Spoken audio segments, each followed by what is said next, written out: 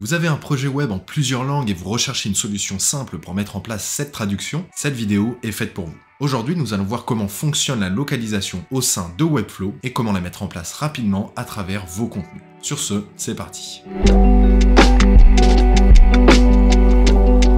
Si vous souhaitez rester au courant des nouveautés Webflow et en apprendre plus sur son utilisation, n'hésitez pas à vous abonner à notre chaîne pour ne rien manquer. La localisation permet de versionner votre site en plusieurs langues et ainsi de permettre à un public international de consulter votre site. Auparavant disponible grâce à des outils externes, la localisation fait désormais partie intégrante de l'environnement de Webflow et vous pouvez la mettre en place nativement sur votre site. Par défaut, vous n'avez qu'une seule langue au sein d'un plan de financement Webflow. La localisation nécessite un abonnement supplémentaire que vous pouvez mensualiser ou annualiser. Deux options s'offrent à vous et vont déterminer le nombre de langues que vous pouvez configurer, ainsi que d'autres options comme la localisation des URL. Une fois la localisation activée sur votre site, il va falloir configurer les locales, c'est-à-dire les différentes langues d'affichage de votre site. Pour ça, il vous suffit de vous rendre dans l'onglet de paramétrage à gauche de l'interface et vous retrouverez dans l'onglet dédié la liste des langues. Pour en configurer une nouvelle, il suffit de renseigner la langue, le nom d'affichage de votre langue, ainsi qu'une image facultative pour par exemple ajouter le drapeau associé à cette langue.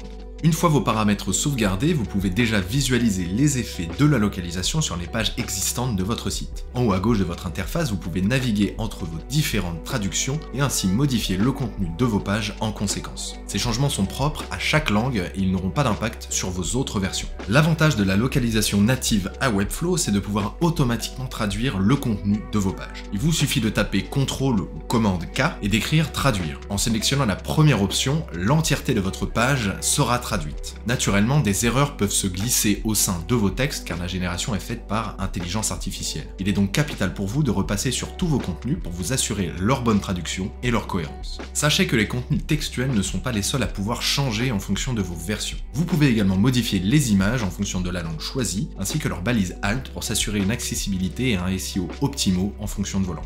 Dans les paramétrages de vos pages, vous pourrez également modifier le nom de la page en fonction de la langue. L'ensemble de vos collections dynamiques peuvent aussi être traduites de la même manière. Là aussi, il va être important d'effectuer une vérification des traductions générées pour écarter toute erreur. Voilà pour la localisation au sein de Webflow. On a pu voir que sa mise en place est très simple et son intégration de manière native au sein de l'environnement facilite drastiquement son utilisation et sa mise en place. Si vous voulez toucher plusieurs types de cibles de manière internationale, il ne vous reste plus qu'à l'utiliser. Sur ce, je vous souhaite une excellente journée et je vous dis à très bientôt sur Webflow.